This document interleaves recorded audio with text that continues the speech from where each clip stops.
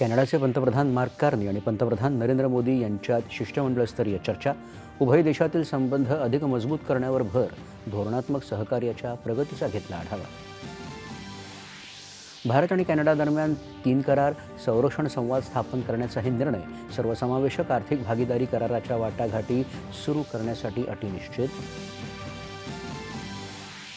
भारत आणि कॅनडानं 2030 पर्यंत द्विपक्षीय व्यापार $50 अब्ज पर्यंत वाढवण्याचं महत्त्वाकांक्षी उद्दिष्ट ठेवलं असून यामुळे आर्थिक सहकार्य पूर्ण क्षमतेनं खुलं होईल.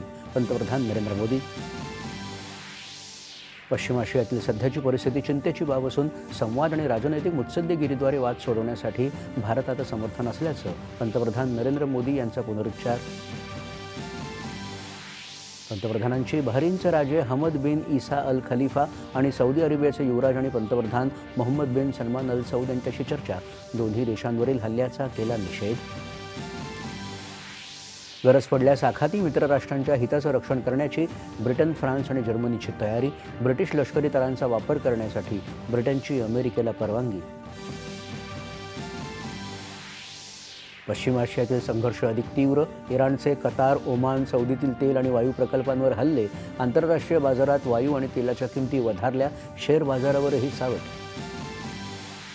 कच्चं तेल, LPG आणि पेट्रोलियम उत्पादनांचा किफायतशीर पुरवठा सुनिश्चित करण्यासाठी पेट्रोलियम मंत्रालय परिस्थितीवर लक्ष ठेवून सर्वसमावेशक पावलं उचलणार. मंत्रालयानं केलं आश्वस्त.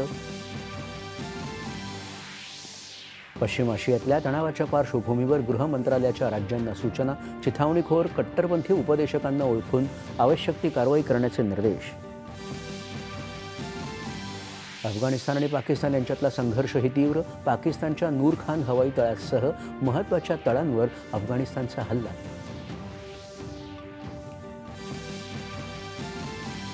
सक्षम ही देशातील पहिली कौशल्य सर्वेक्षण योजना मुंबई उपनगरात सुरू.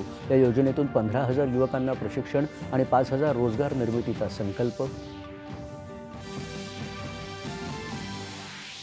नागपूरच्या रावळगाव इथं काल झालेल्या स्फोटाप्रकरणी कंपनीच्या 21 संचालकांपैकी 11 जणांना अटक. कंपनीकडून मृतांच्या वारसांना 75 लाखांची मदत. आणि राज्यात आज होळीचा उत्साह. मुंबईसह राज्याच्या विविध भागात होलिका दहन आणि सांस्कृतिक कार्यक्रमांचं आयोजन. नमस्कार. 9:30च्या बातमीपत्रात मी समर्थ म्हात्रे आपलं स्वागत करतो.